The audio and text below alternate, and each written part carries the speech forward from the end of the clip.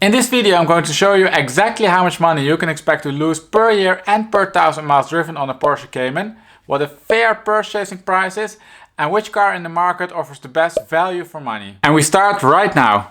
What's up YouTube and welcome to a new video. So I actually already made one time a video about the Porsche Cayman, and this video became the most viewed video on this channel so far. Now in that particular video I'm discussing the German market.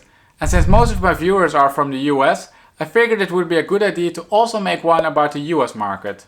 Now the link to the video covering the German market will be popping up above here, so you can check that out, but we will now continue with the US market. Now if you are a regular viewer, you know that we always follow a few simple steps to come to the conclusion of this analysis, and that is exactly what we are going to do now. In step number 1, we are going to explore the market and figure out what the average price points are.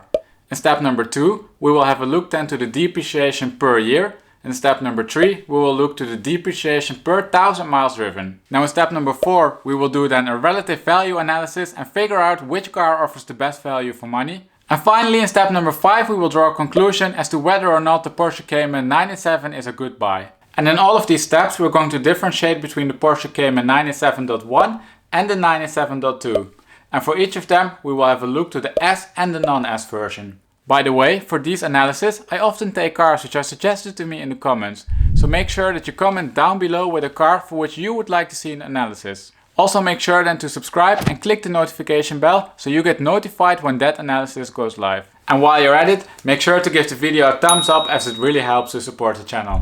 Alright, enough chit chat for now. Let's start with step number 1, which is the market exploration. And the graph which is popping up now on your screen is going to help us with that. Now in that graph you see a histogram for the current market, meaning that all of the Porsche Caymans which are currently for sale are represented. On the horizontal axis we have price, and on the vertical axis we have the number of cars available for that given price point. You can see, for example, that there are 20 cars for sale with a price just over $20,000. Now in total there are 199 Porsche Caymans for sale, and you can already buy one for around $15,000. Can you believe that? $15,000 for a Porsche Cayman. That is a bargain. Now from that point onwards, prices stretch up all the way till $50,000. Now the average price point of course lays somewhere in the middle, and this is $27,000. You can see this by the dotted line going through the graph.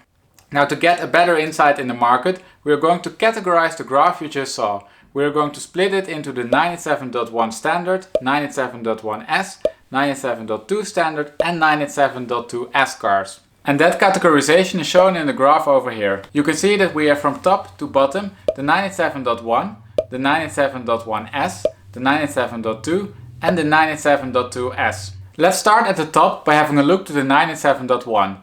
We can see that these cars have an average price point of $21,000 and that there are 54 cars for sale. We can see that the 97.1 is the cheapest car out there, as both the minimum price point and the average price point are the lowest when compared to the other model types. If we have a look then to the orange graph, which represents the 97.1S, we can see that this was by far the most popular car, as there are 119 cars for sale. Furthermore, the average price point is significantly higher than the non-S version, as it sits at $26,000.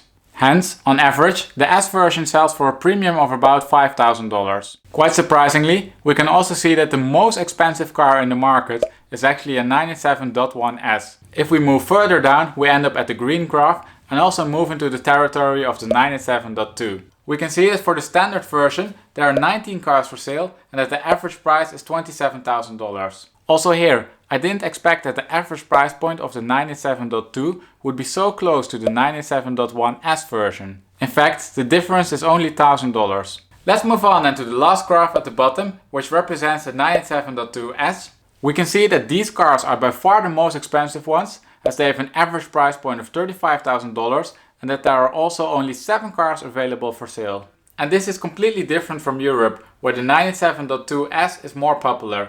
So please let me know down in the comments if you know why there are so few cars for sale for this model type. Now that we have a good understanding of the price point and the popularity of certain model types, it's time to move on to step number 2, which is the depreciation per year. And this graph over here is going to help us with that. However, before we look to the data, I will explain the graph to you. On the horizontal axis we have model year, and on the vertical axis we have price. Each of the bubbles represents a car for sale in the current market, and the blue solid line which goes through the graph represents the depreciation curve. Now besides that, you see black axes in the graph, and these axes show the average price point for a given model year. You can see, for example, that the average price point for cars with model year 2006 is around $25,000. Let's have a look then to the data, and if we start with the depreciation per year, we can see that the average depreciation per year for a Porsche Cayman is $1,200. If we, however, evaluate the depreciation curve a little bit closer, we can see that this depreciation is especially taken for the 97.2 cars. In fact,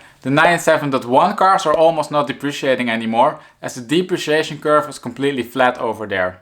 Moreover, the forecasted value range is predicting that the value for a 2006 car will lay between $24.3 and $27.8 thousand 1 year from now.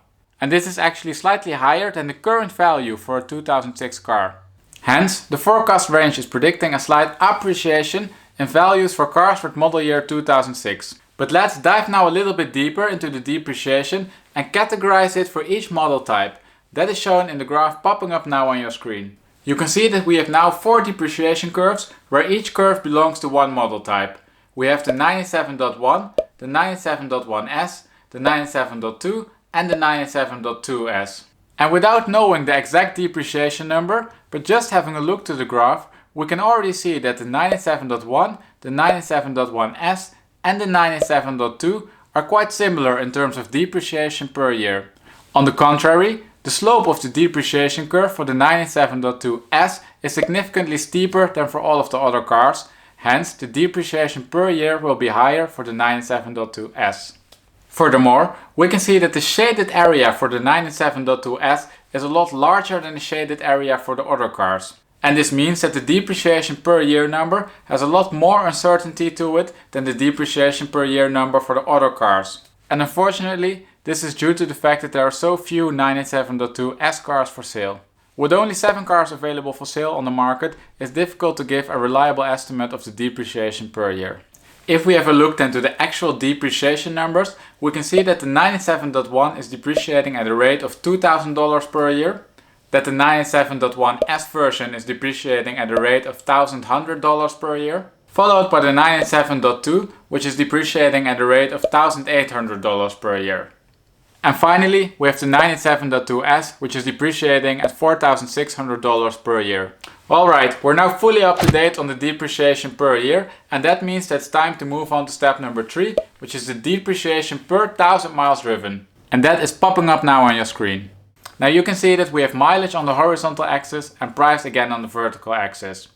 Also, there's again this blue solid line which goes through the graph, and this line shows the depreciation. Now if we investigate that depreciation curve, we can only conclude that it's a natural depreciation curve with nothing out of the ordinary. We can see that cars with low mileages are still depreciating more than cars with high mileages. In fact, for cars with more than 120,000 miles, there's almost no depreciation at all. On average, however, the depreciation per 1,000 miles driven is $146.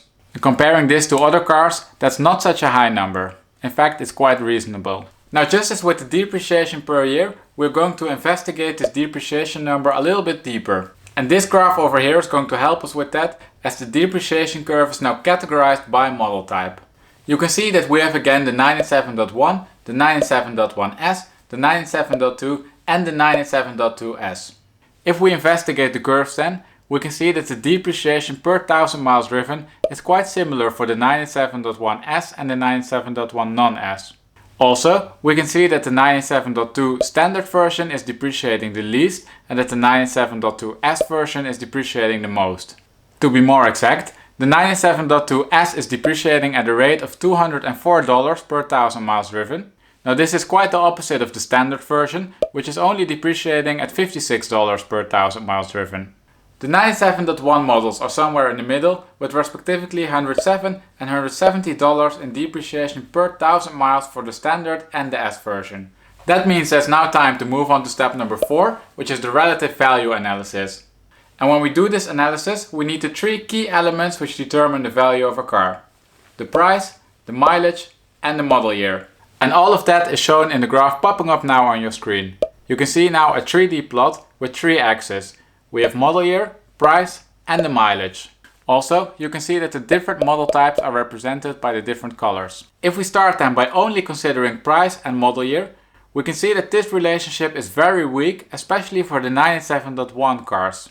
We can see, for example, that if you move up along the year axis, you don't move down on the price axis. Moreover, you can even see that there's a clear overlap in prices between 2012 and 2006 cars.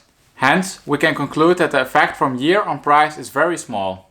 On the other hand, if we then consider the second important relationship, the one between mileage and price, we can see very clear that if you move up alongside the mileage axis, you move down alongside the price axis. Hence, the relationship between mileage and price is quite strong, and a more thorough statistical analysis also revealed that the effect is indeed stronger than the effect of year on price. So what does this mean for you as a potential buyer of a Porsche Cayman? Well, it means that you need to pay especially close attention to the mileage when you start to hunt for a car. To put it even more practical, rather buy a Porsche Cayman with less mileage than one with more mileage and a newer model year. That, however, doesn't mean that you need to go for an old car, as I will show you now. You can see, for example, that at the bottom of the mileage range, so between 20 and 40,000 miles, there's still plenty of choice. Moreover, you can see that in this mileage range, there are cars available for 2006 till model year 2012. And if you can manage to get your budget between $25,000 and $35,000, you have a choice for all of the model types. And if that is the case, I simply recommend to go for the 997.2S, which is for sale in that price and mileage range. Alright, we went now through the first 4 steps, which means that it's time for step number 5, which is the conclusion. Point number 1, I think that the US market is not so different from the German one when it comes to the Porsche Cayman at least.